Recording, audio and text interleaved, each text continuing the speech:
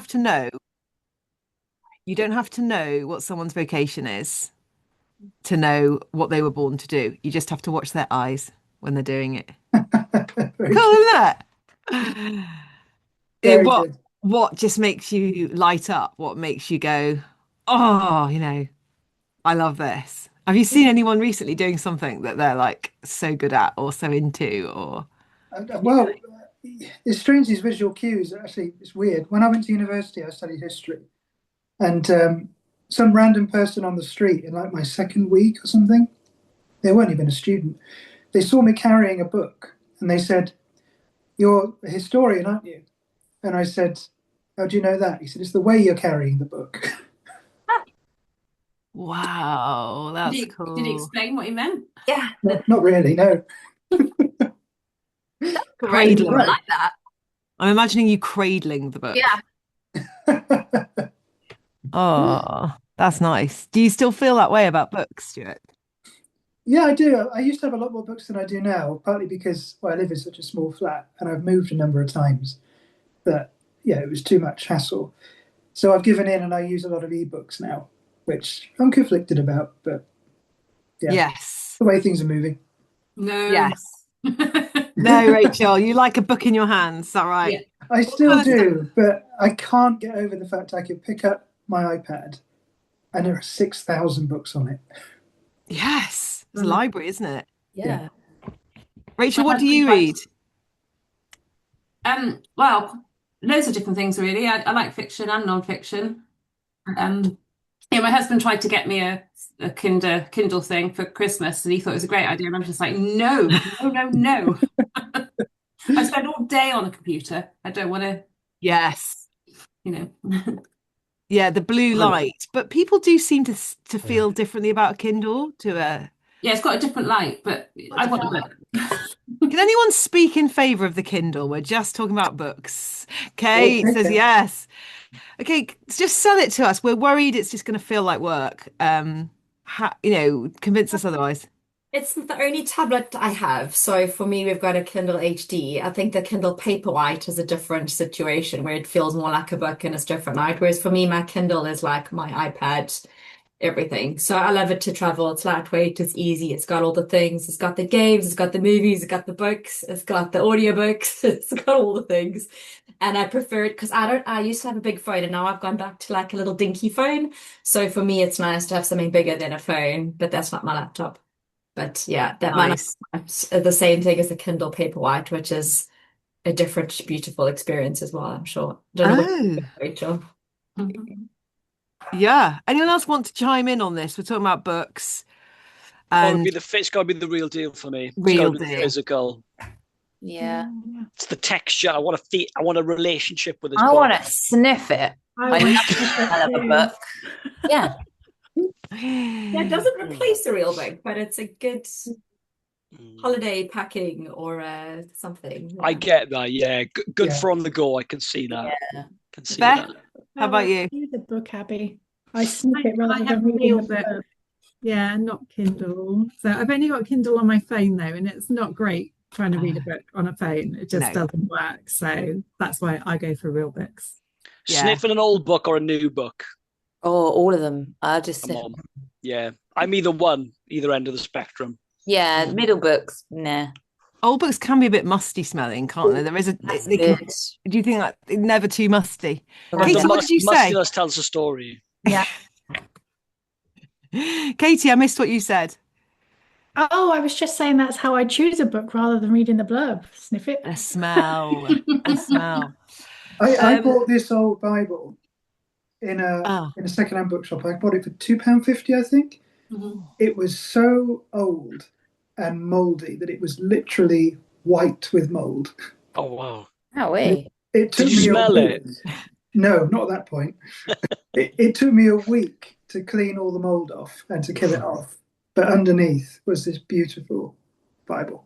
well Wow. done, Stuart. That is, I think you get the prize. I don't think anyone can beat that. That's incredible. I love the way you restored it so it could communicate to you. And that's my little segue into today's tool. Very good. Right. Very We're good. looking at all forms of communication, the communication code, which can make or break your day, your most important relationships, your happiness. This is so important. And this code, I think probably this is one of the tools that I get most emotional feedback about. I've heard people say this tool has saved my marriage. I've heard people say this tool is incredible. Like, I just want to spend the next 6 weeks on this tool. So I'm really excited about what us going through it again today is going to yield. I think the videos on Altitude are particularly good on the communication code.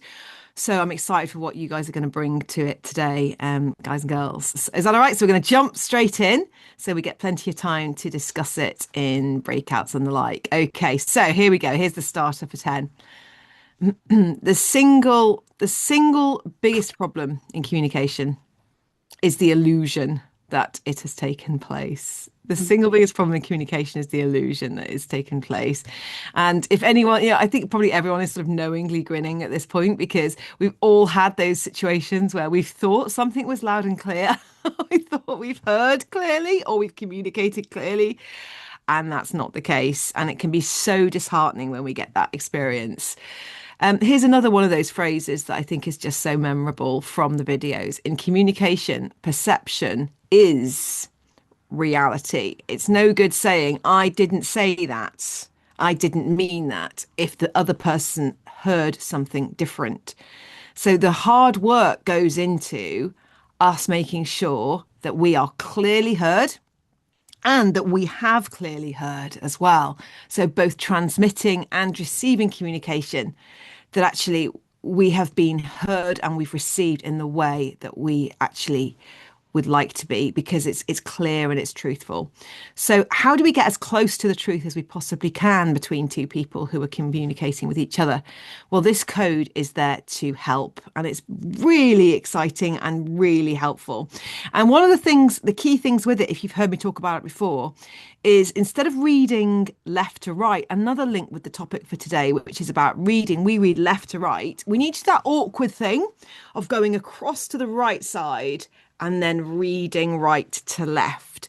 And that's a reminder that really good communication is going to take intentionality.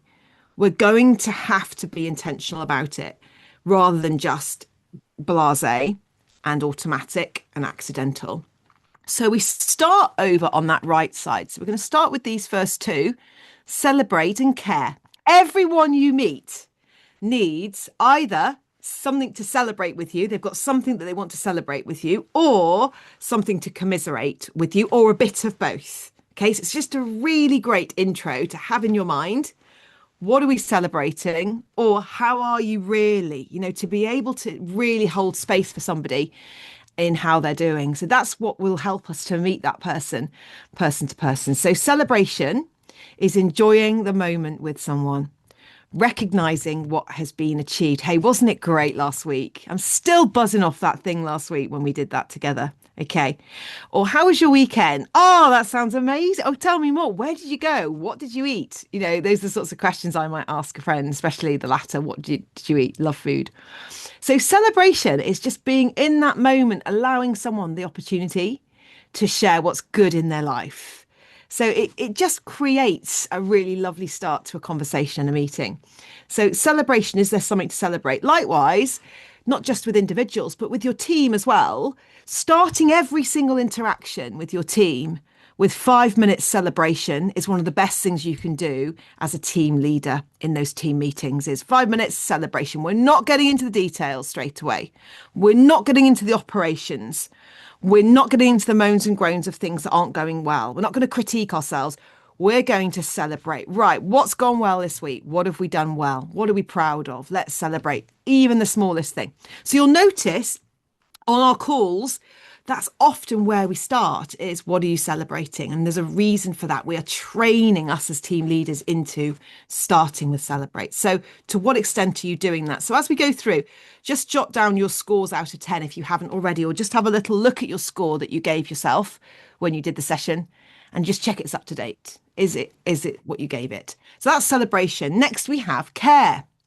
Now, care is creating a safe space for someone else. It's not trying to solve. It's not rushing onto a solution, either by collaborating or critiquing. It's just holding silence. It's not interrupting. It's not finishing someone's sentence. It's being present and listening to that person as much as we can. So just creating space, not rushing through. Now, care needs to happen as well. If it's a one-to-one, it's a really important part of the one-to-one because it will help you to know as a team leader or as a line manager, it'll help you to know how much challenge they can cope with today. What are they going through? What's already on their mind? Are they in a good spot? Are they up for a bit of challenge today? Can we wrestle something through? Or do I need to tread carefully? That's why we need to ask care questions first so that we know how they're feeling and what they can handle. If it's in a team setting, we have to be a little bit careful about care. And one thing I would encourage you to do, if it's a big group, or even if it's just 6 of you, is just turn to the person next to you and just share how your week has been so far. Hold a space. Care happens best in a one-to-one. If you get into caring for someone as a team, it can expose that person to sharing with a whole number of people. They might burst into tears and they might afterwards feel a bit awkward that so many people now know something that's going on for them. So be a bit wary about operating as that care code within a team. But you can definitely just break into twos immediately just to see how people are doing. So everybody makes sure that they get a check-in that day. But hold a firm boundary if it's in a team meeting. Hold a boundary on care, because I have known lovely caring team leaders who have allowed a meeting to be dominated for half an hour or more with one person being cared for by the whole team. That's not a good use of time, and it perhaps isn't the best form of care for that individual either. Okay, so that's my little thoughts on celebration and care. Those are 2 things that we really need to do. And here's the Bible verse in case you thought I'd forgotten. Rejoice with those who rejoice. That's the celebration. Weep with those who weep. And that's the care, isn't it? And it might be a little bit of both. But isn't this a brilliant verse? Match what we offer to what the other person needs. And ask for it as well. If you've got something to celebrate, then say, I just want to celebrate with you guys. You're connected, you're brilliant at doing this. Oh, let me tell you about this. This is so good. Jamie, my personal trainer, who's one of my favourite connectors, he often goes, Lord, look at this, and shows me his band performing their latest gig. Look at this, look at the crowd's faces. I'm like, Jamie, that is awesome. I love celebrating with him. So ask for it, invite it if it's something you need. Weep with those who weep. Actually, not long ago, I just texted a friend and I said, I just really could do with your input. I'm just really struggling with this relationship with my family member, and I just feel you might have something to speak into this. Can you help me? And she did, and it was incredible. So weep with those who weep. To ask for it. Could you just commiserate with me something that's not going so well? Help me just to get it out. So what do you need? Are you asking for it, and are you offering it as well? So those are the 2, celebration and care, that we start with. And then we get to this brilliant one in the middle called clarify. And did you hear what Steve said? No matter who they speak to, no matter what businesses or corporations or what size of business, this is the one that comes up most often. In their top 2 codes, every business said clarification, because we waste hours of time and effort and emotional energy when we don't clarify what we mean or what we've heard. And that's the way to feel a real lack of job satisfaction. So check that we understand, have patience as I explain, confirm what you've heard. So this is where some key phrases are really helpful. Have you picked any up yet? What I'm hearing is a good one. Okay, it might be a bit contrived. Pick one that works for you or that you like best. Tell me more is one we often say we use with particularly people who have creative in their top 3, where they just need drawing out. That gold inside needs to come out. And what else? Even just the body language and the tone, or the way we nod, the noises we might make when we're listening, that can be enough to help somebody to clarify what they've heard. Have patience, draw them out, and then repeat it back. And it's amazing, whenever I've used Clarify Code, how often I think I've nailed this. Here's what I'm hearing. And they go, yes, but there's also this bit as well. I'm like, right, I'm so glad I checked, because I'd have missed that key piece of information. Now, imagine you're a doctor. Doctors need all the information in order to diagnose. Okay, as a team leader, you need to draw out all of the symptoms. Keep listening before you pronounce the medication, even when you think you know. Okay, so that's why clarification is so important. A stitching time saves 9, which means if you take the time now to slow down and clarify, it will save you time in the future. Okay, and most of us all need to hear that.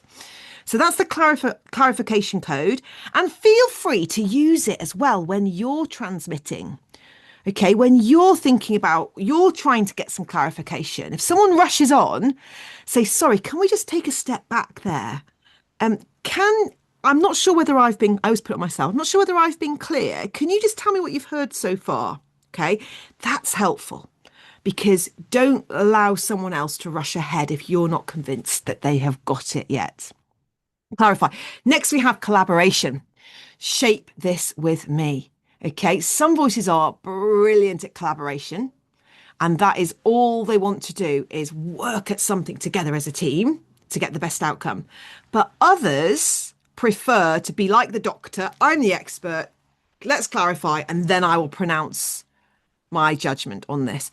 But actually, it's really, really helpful. You're going to have a much better outcome if you then say to the person, once they've clarified, you've agreed that you've heard, and what do you think we could do to move this forward? What are your ideas? And in my experience, people usually say, oh, I don't know, but, or no, I haven't got any ideas, but, and then they say something that is really helpful. So just wait, see what comes out.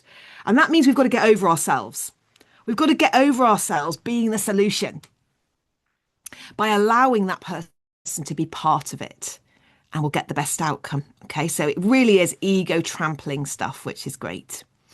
Then when we've collaborated, we've put the ideas together, we've heard from them, what have they got? Because often they get clarity as they speak. The ideas are often inside that person if we're going to be coaching them as a line manager. We can then move on to critique. And critique isn't an additional option. It's not an added extra. It's necessary for us to have something that is sound and is thought through. We must then say to ourselves, okay, we've come up with a solution. It's easier if we've collaborated because it's a we. It's not going to feel personal. Why is it not going to work? What haven't we thought through yet? Okay, who could help us ask the difficult questions here? Guardians typically are really good at this, and so pioneers are typically really good at just proofing something, making sure that it is sound. So make sure we do get to that critique bit if you never ever want to get there. It's really important to get there if we're going to have the strongest outcome. So that's the code. So look again at your marks out of 10 and consider which 1 or 2 you've given the best top marks for and which are your lowest. And we're just taking a snapshot of you in this leadership window. If you've seen this tool before, it may have been different last time you looked at it because you've worked hard on something, but most of you haven't. So this should be something very clear to be able to work on. Okay, now take it to your spheres of influence. Which of these spheres do you need to be intentional in?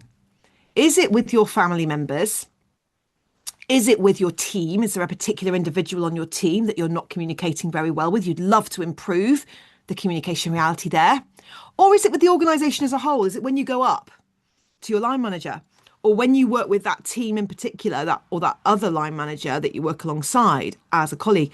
Is somebody coming to mind in your world? And it is okay if it's somebody at home. That can often improve both your home life and your professional life at the same time when that relationship at home improves. So have a little think. It might be someone in the community, it might be your neighbour. So who is it that you can improve your communication with in your world? All right.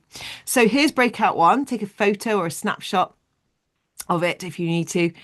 Which 2 C's are my default codes? Which is my growth opportunity, i.e. which C is the lowest, and who needs my intentionality in this particular area where the growth opportunity is?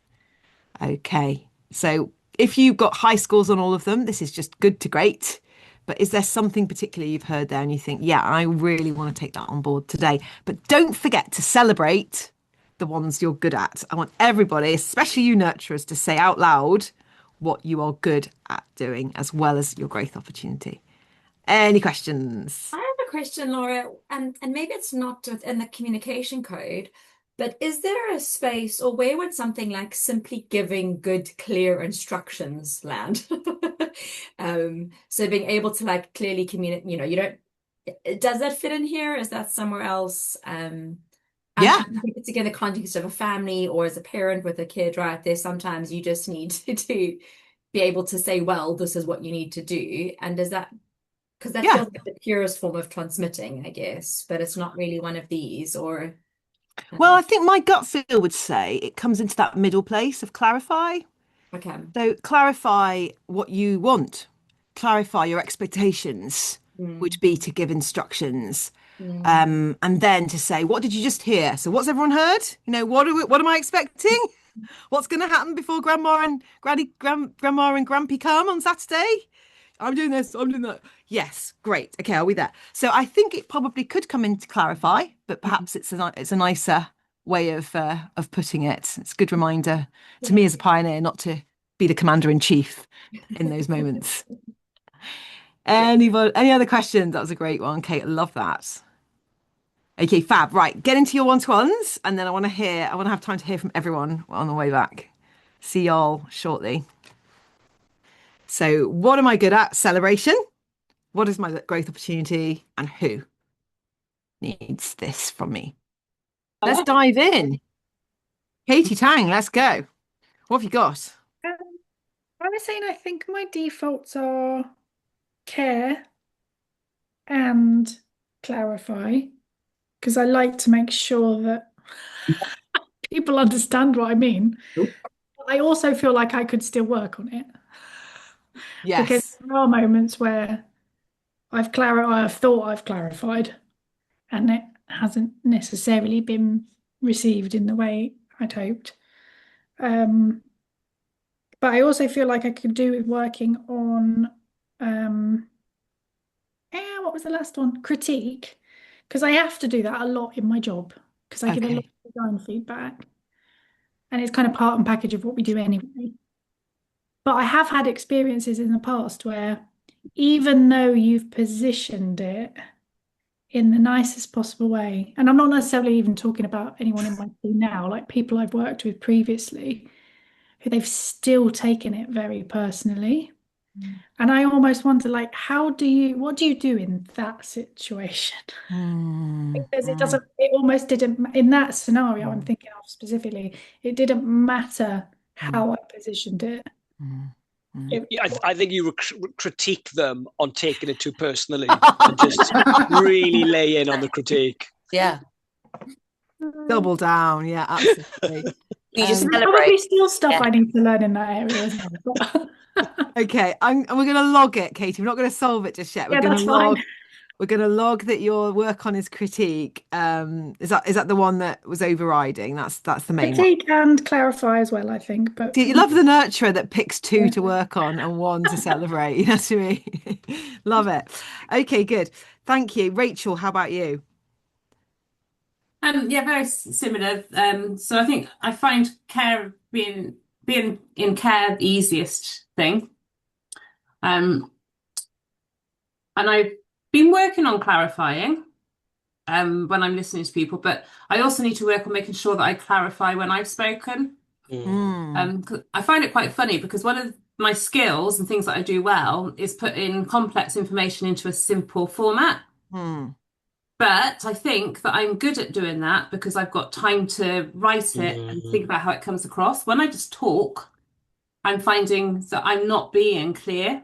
Very good. That's true of external processes. So if you're a connector first voice, you literally you speak to think. You speak, and that's why school can be so hard for the connector. My son's a connector because actually he needs opportunities to speak. And that's why if I'm doing a workshop, we'll always try and have lots of discussion with the person next to you so you can process. what you've heard. But if you're told in a class situation to just be quiet and listen and then raise your hand and be expected to present, you've missed out that vital step of being allowed to speak, to think. So it's just part of that learning style. So interesting. So what I've put down for your growth is clarify transmission. Is that right? So when you're transmitting, it's learning to be clear as you can in that process. Yes, but also I'm using it as a tool to stop me coming across as so sharp sometimes. So when somebody says something to me and I want to react, for me to clarify. Yes, excellent. Before I react. Excellent. So are you asking this, just slowing it down, having a little bit more time to think? That's a really clever approach, Rachel. Brilliant. Love that. Stuart. Yeah. My top was care and clarify. I find, I slip into care very easily. I think that's my natural kind of go-to. But the one I need to work on is critique in a big way, because I will avoid that like the plague. And it's interesting. I said to Di that in the context of work and home, I avoid critique. If I buy something and there's something wrong with it, then I don't shy away from critiquing at all. Why do you think that is? I said to Di, I think, the power dynamic is perhaps different. And I kind of have a stake in it to say, hang on a minute, my money's involved in this.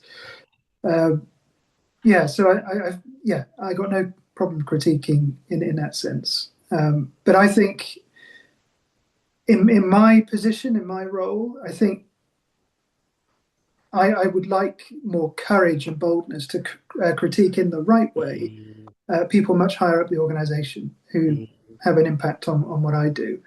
And perhaps I would benefit from them thinking about my audience before making decisions, and articulating that to them in a positive way. And in Nurture a Fashion, I'm going to steal Katie's idea and have two I want to work on. The other one is Celebrate, partly because I can get quite cynical, and I can feel what I would interpret as inauthenticity. So if somebody sort of says, "Oh, we're going to celebrate this," I think, are you celebrating it because you're really celebrating it, or because you feel you ought to be celebrating something? And I feel like that at Celebration Corner in ASM. I think, to be honest, it's the music. It drives me up the wall. That's great critique, Stuart. There we are. Great critique. I'm learning. But yeah, so those are my things. Great, thank you, Stuart. Di, you were with Stuart. What a joy, the two of you together having a chat. Yes, yeah, we were kind of discussing the whole service thing, because I'm quite similar actually. That if it's transactional, I've got no problem kind of going, this is what I paid for, this is what I want, and if it's not up to scratch, I'll kind of say so.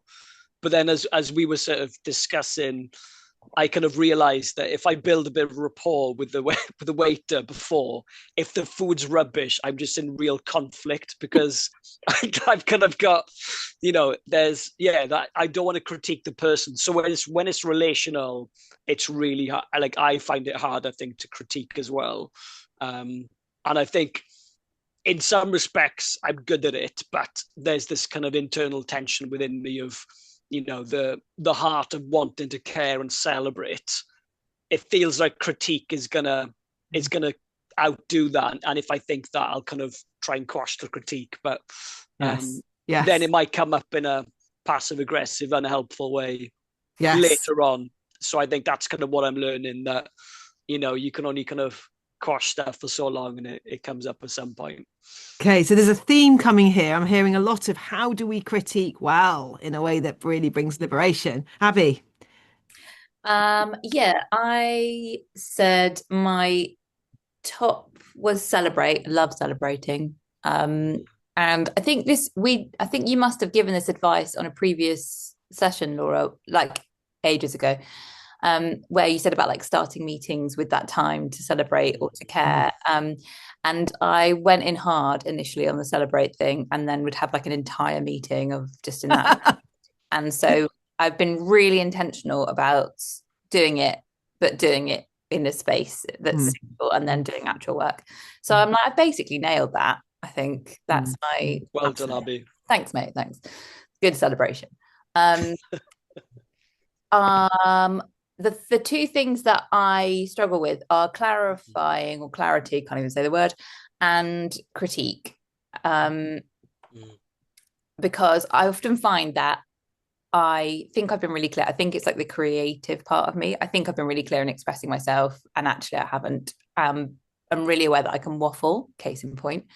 But so I try and then oversimplify stuff and just say it in like as few words as possible, but that actually isn't enough detail for a lot of people. Equally, so that's the transmitting and the receiving end, rather than just asking someone to clarify. I don't want to say it because I don't want to look stupid. So I just go, and even though inside I think, I don't know what they mean. Or I try and guess what they mean rather than just say, can you please clarify? So I need to work on that. And good. So what you've diagnosed there, it's a confidence thing sometimes, isn't it? It's a security thing. If we're feeling really secure in who we are, we're more likely to say, sorry, can I just check I've understood you? So what can get in the way is our imposter syndrome, or is our confidence as well. It's that sense of what will they think of me if I have to clarify, rather than actually, it's a compliment, isn't it? To try to understand someone better should be a compliment to that person, and we shouldn't worry about how it's received. So there's a whole load of things going on there that we're exploring. Super helpful. Thank you. Noelle.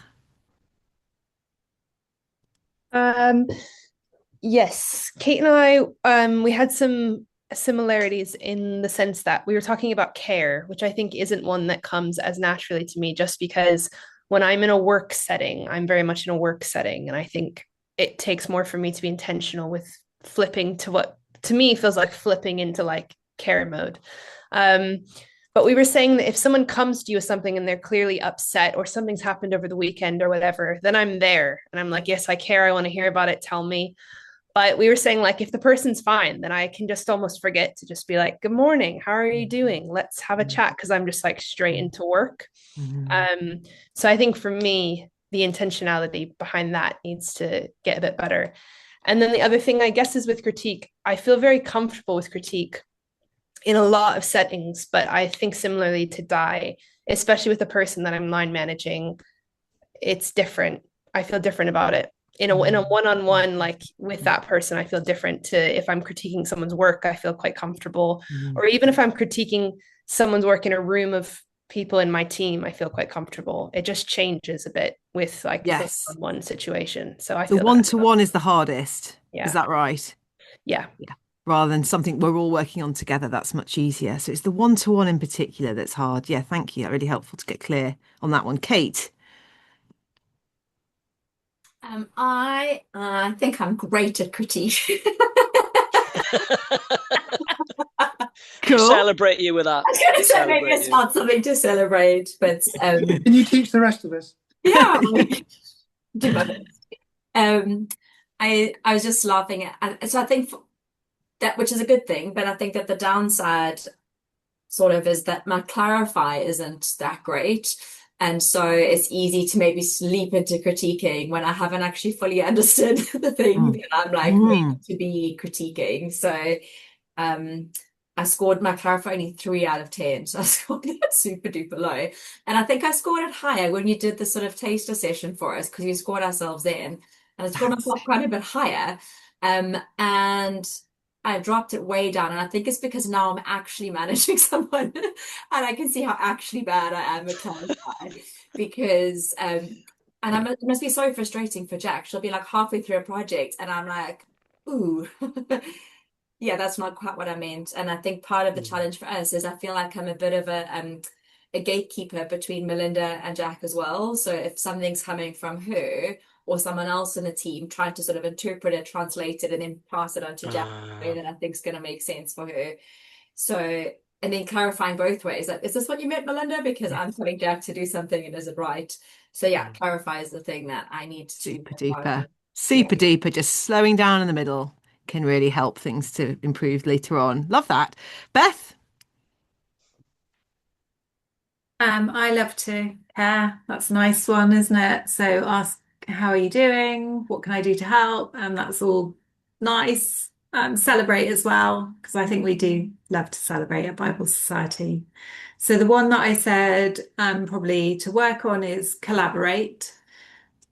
because I want the team to do that more. So we shape the ideas together. So then when you go and do your part on a project, you just feel part of it and you're invested in it because you were there when we came up with the idea. So I think that's just more effective for us to work that way together. I use that quite a lot at home because I've got two teenage boys, an 11-year-old daughter, which is like having a third teenager. So you need a lot of collaboration. So I have to ask things like when would be the best time to tidy your bedroom, or what would help you start your homework? You know, you can't just say, do it now, because that doesn't get the best response. So if you collaborate, I think everybody's kind of on the same page, and then they're like, oh, okay, yeah, you know, I kind of helped to come up with a plan, so I'm going to have to carry it out. So yeah, that's a good one. I'm taking that on board for me personally. That is super helpful. Thank you. I love it. Absolutely love that. Thank you, everybody. So we've all got clear on which ones we can grow, which ones we're good at, of course, first of all, and then which ones we'd like to grow. And the two I keep hearing the most here are clarify and critique. So let's just think about what we're going to do now for our next steps. So here's a little bit of information that I think is really helpful and important. When we looked at a 2-year research project from Google, exploring the aspects of highest performing teams, here's what they found. Every person over time spoke for roughly the same amount of time. So everyone felt heard. Everyone in the team, no matter what their voice order was, spoke for roughly the same amount of time. That's incredible. Think about your rules of engagement. Okay, working through the voice order will help everybody get a say. And then secondly, psychological safety. What does it mean? It means this: people felt free to disagree with the leader without fear. The leader had created a really great feedback culture where people could say something and they knew it wasn't going to be taken personally. In fact, it was going to be celebrated if there was something different that was offered. So I think these are two really important. This is what we're trying to aim for in every team in Bible Society, is that we have these two aspects, that we have high performing teams. So with that in mind, then we're thinking about this audit that you were doing, which was the active listening audit, and those 5 aspects as well. So keep those in mind. Just have a look at your list. We're not going to go into a deep dive now because you've already done it in prep. But just have a think about those, or capture it if you need a reminder or refresher. Which was the one that you think, actually, I really need to work on that? And does it match up with the code that you chose as your work on for today? Which of those codes is the one? So just get clear. If you've got 2 to work on, bless you all. I love the growth mindset. I love the idea of wanting to improve. But pick one, okay? Because when we get clear and specific on one next step, we're much more likely to put it into practice. And then think about your tendency in relation to it. What's your tendency? So I've heard on the call quite loudly, tendency is to avoid critique, or to shy away from it, or my tendency is to not be clear enough in my communication. What small pattern change can we make? Now, some of you may have missed the ASG on feedback. So I'm just going to share it here because it did have some top tips when you're giving feedback. So when you're giving feedback, be balanced, celebrate successes and strengths, positive. Be specific, highlight a particular behavior or lack with an example. Be precise. Be constructive. How can they improve? Practical. So think about how you could make it clear for them what good looks like. Be timely. Don't let much time elapse before the feedback, or it will feel unnerving. Proximate. So I know Stuart said he's got quite a bit to say to people higher up. Be good to look for an opportunity coming up where something's live. Rather than doing what I have done in the past year, is as a lawyer, I've gathered all my evidence and thought I've got to really provide a convincing case here for change, and gone back into the annals of history. Don't do it. I've learned from me. Be present. Wherever possible, give constructive feedback in person or on a video call with a follow-up email. Short, to the point follow-up email if needed. And that's personal. So that's just some quite formal advice when you're giving feedback. But which of these could you weave in to your everyday practice to create a way for it to be normal in your team? we don't want to just suddenly start bringing critique out of nowhere. Remember, when we're moving from protect quadrant, high support, low challenge, to liberate, high support, high challenge, if we move too quickly, it's going to feel like dominate. So if we go into critique too quickly, too fast, too clear, it will feel like dominate. It will be received or perceived like dominate. So that's why we need to just go slowly and be a little bit careful.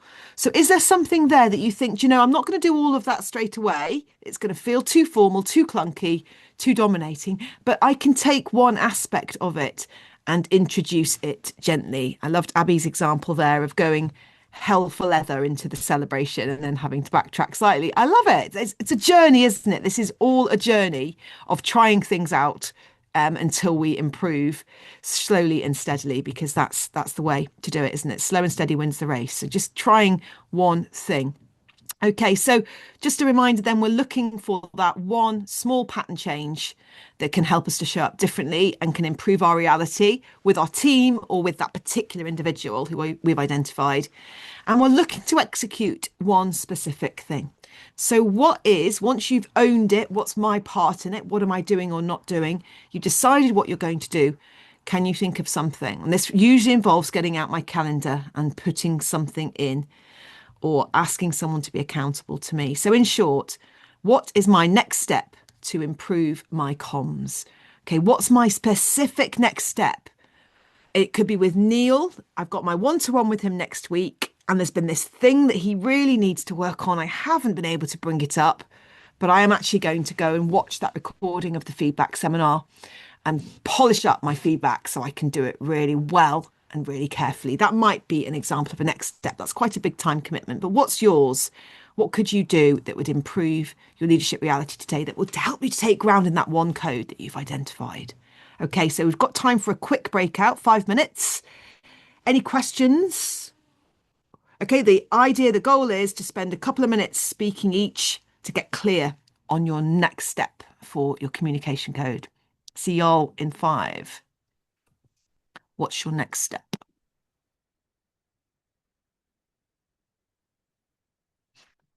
Right. I'd love to hear very quickly. So we've got about 20 seconds each. What is your work on? Who is ready to say it with clarity? It doesn't have to be be honest. I'll just hurry you up if you want to say it a couple of times. Who's ready to say with clarity what they would like to do differently? I'll go. Do it, yes. My iPad is down to 15%. If it dies and I disappear, that's what's happened. I think I want to clarify and critique. I see crossover with my line manager about my job description, which is supposed to have been updated for about a year and hasn't. Excellent. Excellent. So that's some good language you've got there. I'm going round the you can pass if you're not ready. Kate. I wasn't sure which Kate it was.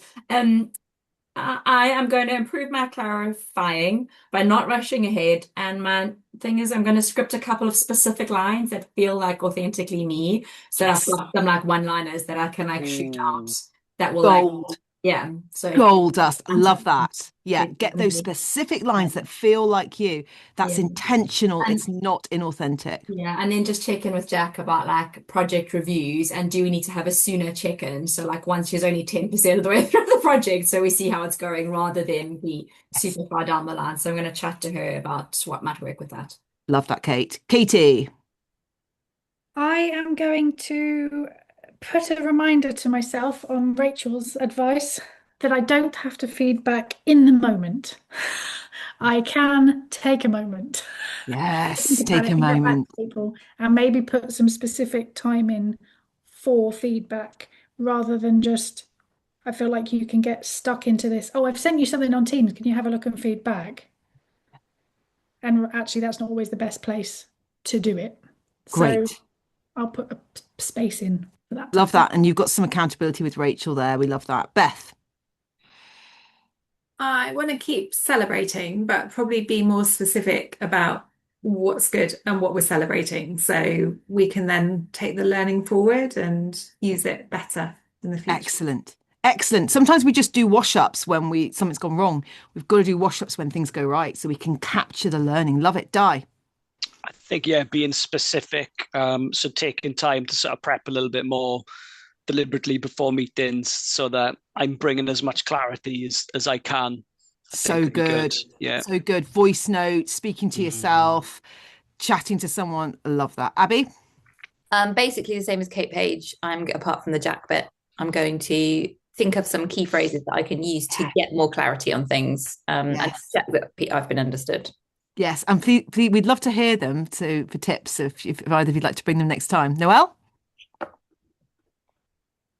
Mine is just being more intentional with care, but specifically not thinking that it has to be at one time, which for me is always like the beginning of the meeting, but also just thinking it can be at the end of the meeting, or if I've forgotten to ask about something, just asking about it. Just being a bit more intentional. Love that. Just even a minute or two can really make a big difference. Rachel? Mine's a bit mixed up with being more present, but I want to be more present when I'm listening to people and ask and have some questions to clarify. Okay, so scripting some questions sounds like that's the task for quite a few of you. Claire, let's have the last word from you. I just think it's really lovely how everyone seems to be finding the critique the hardest. It shows a very high level of emotional and relational intelligence. I think so. Well done. Although it seems hard, it is a benefit for everybody else as well. But if everybody in Bible Society learns to do it really well, things are going to get more smooth, more efficient, and productivity is going to increase as well. I mean, you're already, I think, punching above your weight as an organisation, but there is still growth to happen. So be part of that change. So well done. You guys are some of the healthiest people. You're investing in leadership. So keep going. Look, we love this call. You guys are great. You're lovely. And have a lovely rest of the day. Enjoy the sunshine if you have it.